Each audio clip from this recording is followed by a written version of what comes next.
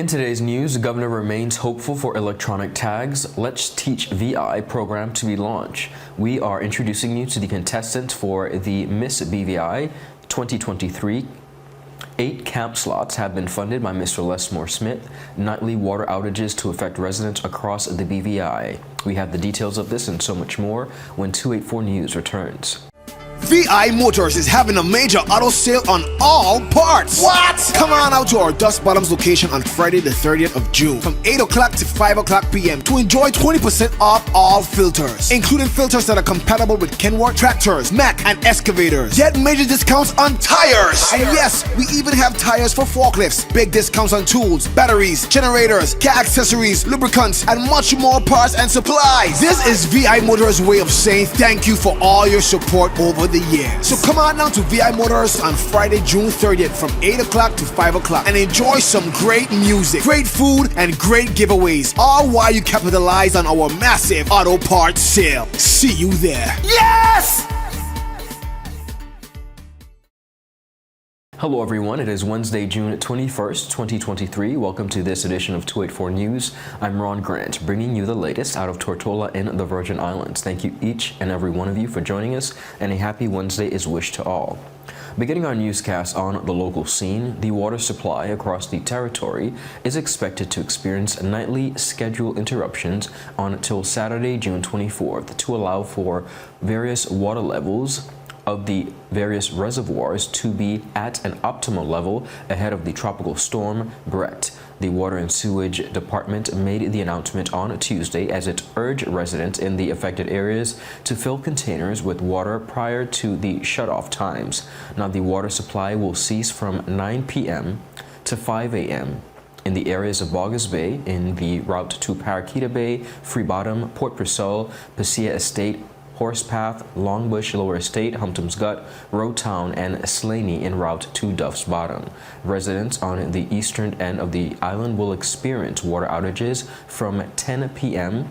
to 5 a.m. and is the only selection that will be affected until Friday, June 23rd. Now, the affected areas include Parakeeta Bay, Wilkes Point, Fat Hogs Bay, Maya Cove, Brady Gut, Long Swamp, Greenland, Parham Town, Red Bay, Major Bay, East End, Vanterpool Estate, and Beef Island. On the sister islands, they will also be affected. On Virgin Gorda, residents will experience outages from 10 p.m. to 5 a.m., while on Joss Van Dyke, the shutoff time is from 7 p.m. to 6 a.m., and residents in the hillside areas of Little Harbor, White Bay, and Great Harbor will also be affected. Now, the Water and Sewage Department said they, of course, are apologizing for the inconvenience caused. That is regretted.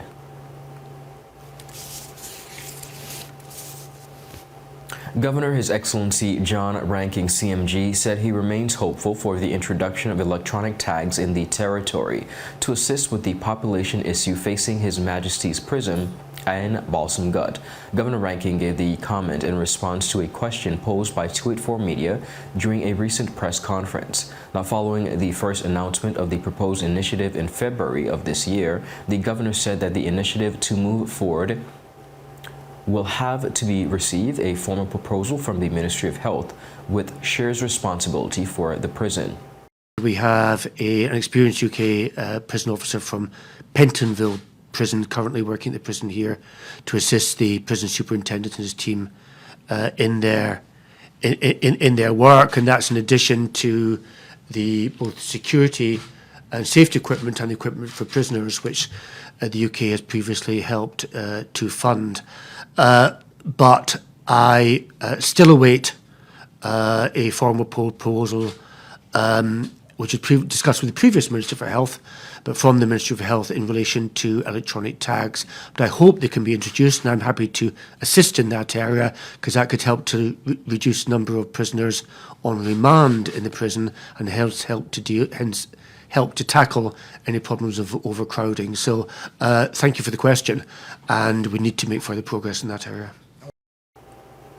Governor Ranking also updated the public on the current state of staffing at the prison, stating that while there has been progress made in addressing the staffing issue, recruitment is needed. Some of those staffing issues which previously occurred, which were sort of outstanding, including some disciplinary matters that needed to be resolved, there has been progress on some of them, and but we need to further recruit to fill in some of the gaps that remain. A very charitable act by a local business owner has made it possible for some 80 children and teens from across the territory to attend the Department of Youth Affairs and Sports' upcoming summer program, free of cost. The department has accredited Mr. LESMORE Smith, CEO of Top Priority Security Services, for making the donation. During a recent interview with 284 Media, Senior Program Manager for the Department of Youth Affairs and Sports, Ms. Shanice Leonard, expressed gratitude to Mr. Smith for his valuable investment within the youth. We at the department are grateful for the sponsorship from Mr. LESMORE Smith of Top Priority. With his sponsorship, it affords children to attend our camps free of cost. The spots made available by this donation are open to interested participants from across the territory who would like to participate in the Youth Summer Camp, the Multi-Purpose Sports Complex Camp, and the STEAM Summer Camp.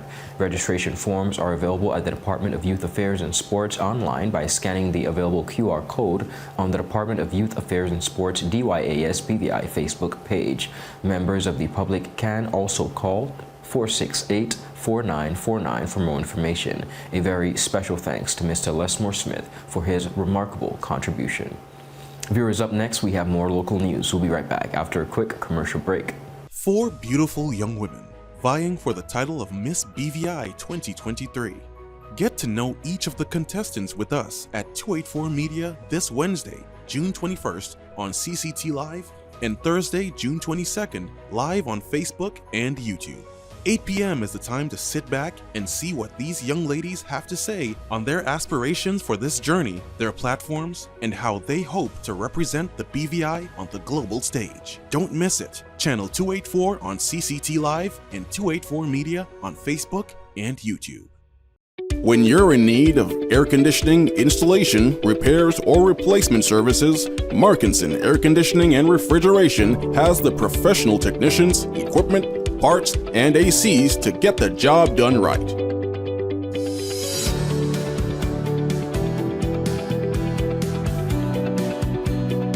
Markinson Air Conditioning and Refrigeration carries top brands like Daikin,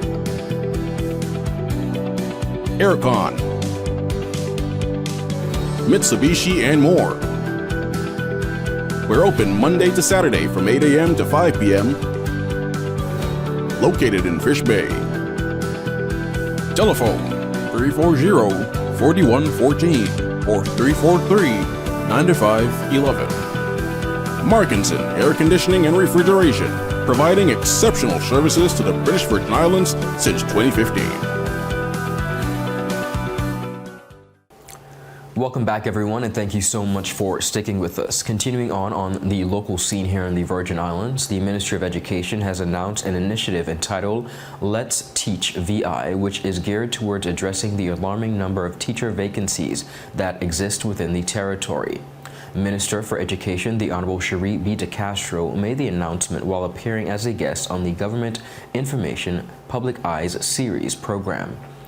De Castro said the program will target recent college graduates as well as persons who recently acquired their associate's or bachelor's degree. We're about to launch a program as well called Let's Teach VI, and it's really focused on our college graduates, so individuals who would have just attained an associate or a bachelor's degree, even our scholarship students who are returning to the territory and do not currently have employment. We're creating a program where we can get them in the door as well, because they would have an associate or a bachelor's in a content area, and what we will seek to do through the college is create a program where they can come in before the start of the school year for a restricted period, become trained so that they get that onboarding. And then as they go through the program, which is expected to be a 2-year program, they would be able to enroll at the college and be able to get a certificate in education and teaching that would be able to give them the pedagogy side to support the content area that they would have already gotten. So we're trying to find many ways to get our local population involved in the profession, and we believe through these opportunities, of course, some of them will be supported through funding, because we believe that we need to do whatever it takes to get teachers in the door. The minister also provided more insight into the program, stating that there are mechanisms in place to make the transition as smooth as possible. There are so many individuals who are extremely passionate about specific industry areas, right? So let's say, as an example, we're currently seeking to introduce programming and coding in our schools, right? And we know that we have individuals who would have gone off and they would have that computer science background that really speaks to that reality. However, they don't have the competency, the pedagogical skills to actually teach it.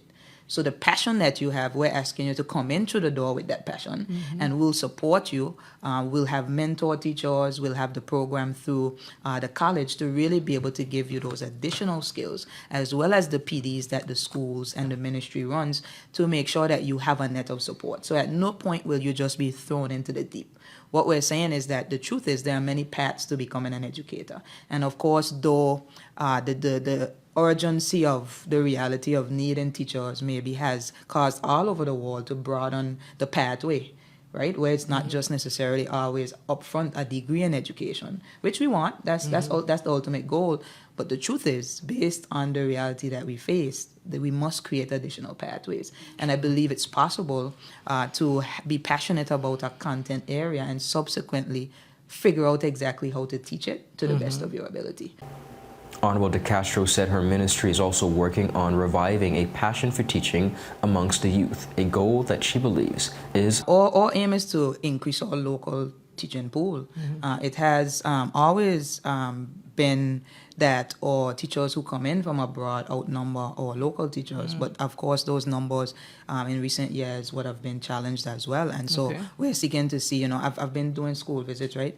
And I literally, when I go into the class, they've had career day recently as well, and I actually say in every single classroom I go into, how many of you would love to become a teacher when you grow up?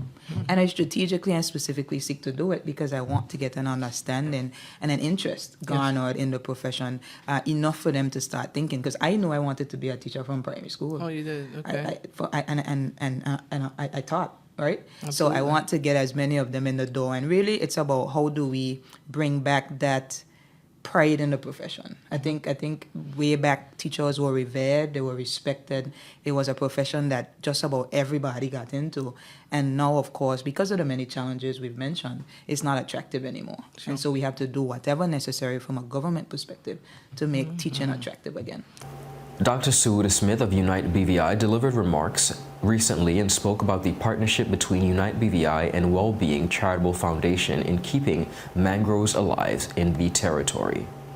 The partnership between Unite BVI Foundation and Wellbeing's Foundation is really an extraordinary one. I was told I shouldn't use the word fledgling to describe our organizations because we're too far in the sky to actually be baby birds. So I settled for adolescence. Wellbeings was founded in 2018 and Unite BVI in 2016. And during that time, Wellbeings has spent over $5 million in the global community to protect the environment, to protect animals, to protect human beings and our quality of life through their relationship with an organization called HEART that deals with ethical studies and creating a more civilized world. When Wellbeings determined that they would fund the mangrove nursery, for us at Unite BVI, that represented a different type of reach because we have wonderful relationships with our parent organization and their network. And Wellbeings was also introduced to us through the Virgin family. It represented an opportunity to work with an organization in the US that had a global reach in protecting the environment. So we were happy to have that type of relationship begin. And it was really a feather in the cap of the college and the individuals who work in marine and maritime area of the college, the administration of the college, to organize in very short order an internship program that would train young professionals to eventually run that mangrove nursery and take agency over the protection of their environment. So I'd like to pay a lot of homage to Well-Beings for their vision in partnering with a brand new mangrove nursery in a different territory at a university in its early adulthood. Dr. Richard Georges, president of the H. Lavity Stoutt Community College, also addressed the audience at the panel discussion and brief ceremony and spoke about the importance of the partnership as well as its success. We really cannot accomplish all that we set out to do without key private sector partners, particularly in the philanthropic area.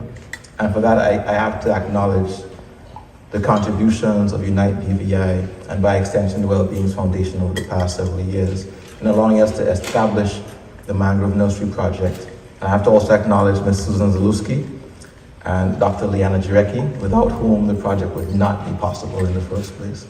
We also have a number of success stories because the managers, the interns, a lot of the lifeblood of the nursery are HLSCC alum. And so I also want to recognize Ms. Nia Jeffers, who we hope to convince to come back to the college on a more permanent basis in the coming months. Just a quick note, Mr. Hastings, you cannot have her. We also have Mr. Joseph Wells in the back, another HLSCC alum. I like to highlight Mr. Wells because he is a blend of the marine tech with conservation. And I think that's something really special that we've been able to accomplish at the college because of the Mangrove Nursery Project. Everyone who passes through the college pursuing marine technology or marine professional training gets immersed in conservation. So we have a whole different ethos of people entering into the marine sector. So you won't see our HLSCC graduates in the marine sector dumping waste in water and these kinds of things. You must actually would likely see them going viral, stopping people from doing those kinds of things and cutting down mangroves, etc. So I'm really pleased to see this conjoining of all these different people from different backgrounds and different places all coming together with the same unifying mission, and that is the protection of our natural environment, particularly given the times in which we are facing. Representatives from Well-Being spoke about their interest in the Virgin Islands Mangrove Nursery and why they chose the British Virgin Islands. And to give you a little backstory about Well-Beings, Brianna and I actually met at the Humane Society in 2009. We were working on anti-puppy mill campaigning, so illegal breeding facilities in the United States. And we did that for almost 10 years. And after that point, we realized, well, animal welfare is one thing, but animal welfare affects the environment, affects human rights. So you can't really tackle one of the three, you have to do all of it.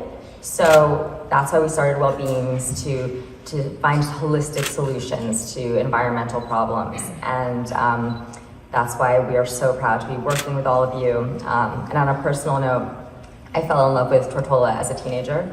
Going to Bomba Shack. I have a family friend named Ramar, and he would just take us all, like, come with friends, and you know, we would have a good time.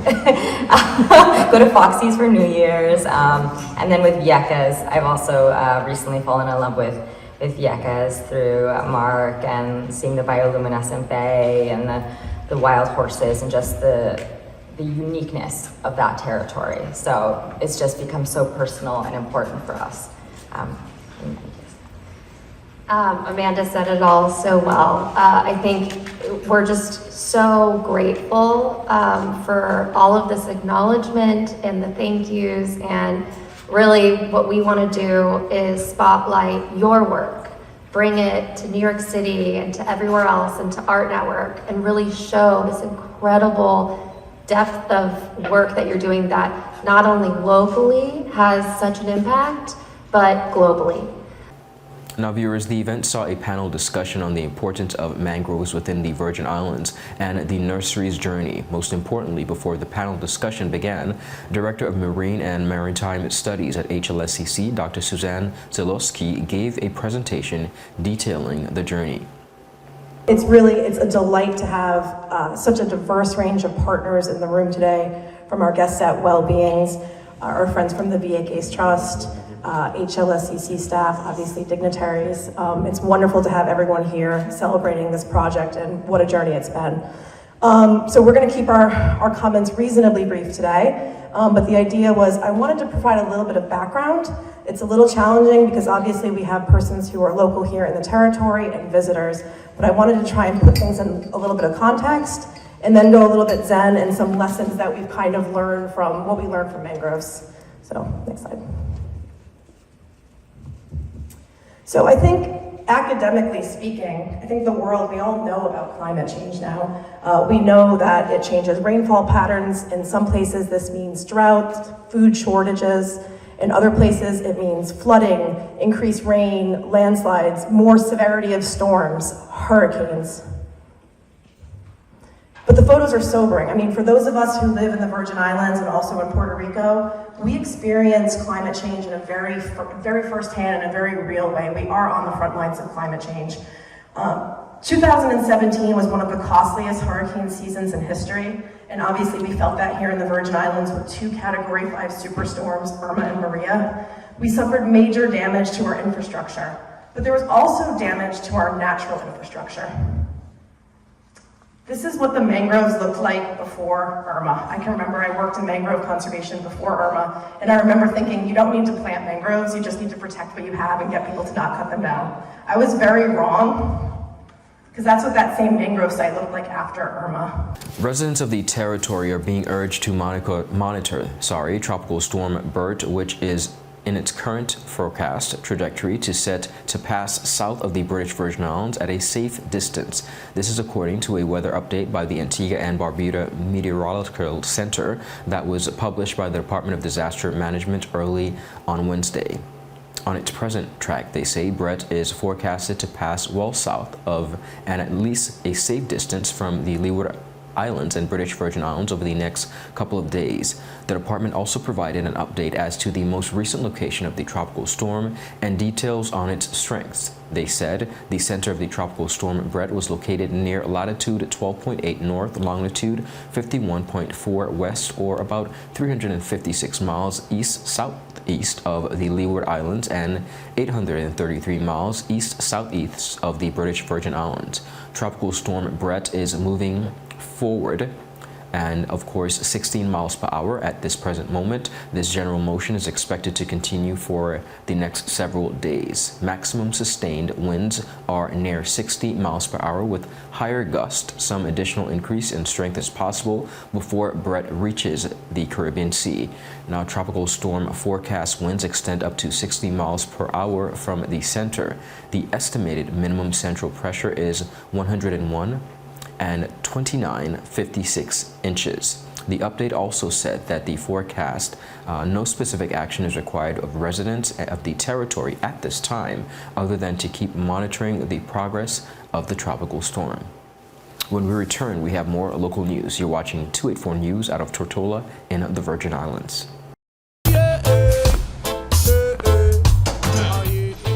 Father Jesus, that line here long like church service. Alright, do enjoy the rest of it then. Next customer line, please. Wait, hold on a second. Yes, Sonny boy, come, yes, Sonny. Good morning. Good morning, Sonny boy. Over there. You must have cut front of people. It's okay, I'll take care of it. What? No man to take care of me. How may I assist you? Yes. You want top of power? You want top of power? Join the prepaid party with CCT and enjoy more affordable data plans, more top-up promotions, promotions, more savings with hero bundles, and more value for your money each and every Tuesday with Top Up Turn Up Tuesday. Visit a CCT store today or anywhere CCT Top Up is sold and top up your phone. 5, 10, 15, 20, 25, 30. You want top up or? So you're saying I can ask this cat any question? The cat is connected to the computer. You just type in the question, it will read his mind. There the answer comes.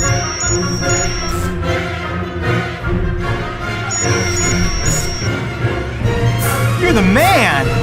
I've been looking for this for weeks. Rashford made it. Manchester United have come from behind to lead.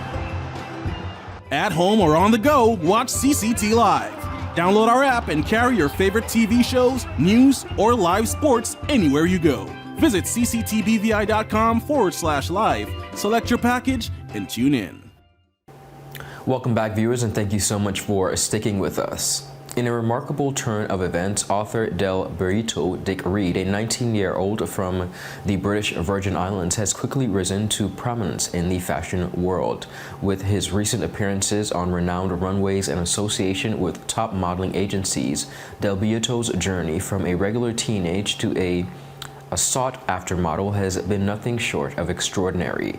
Hailing from Trunk Bay, Tortola, Del Burrito's stunning presence on the catwalk and unique look has caught the attention of prominent fashion houses and secured him coveted spots in renowned shows. He is currently represented by ILK Model Management in the United Kingdom, New Madison Models in Paris, and the Brave Models Modeling Agency in Italy. Having recently walked for Prada in Milan, Del Burrito has also graced the runways of the fashion giants such as Alexander McQueen and Balenciaga. However, his journey into the world of fashion began with his first ever runway appearance at Paris Fashion Week Fall/Winter in January. With his remarkable talent and growing recognition, Del Burrito is set to participate in the upcoming Paris Men's Fashion Week, further solidifying his place among the industry's elite. Despite his skyrocketing success, it's worth noting that Burrito is currently on a year off from his studies, focusing, he said, on his modeling career.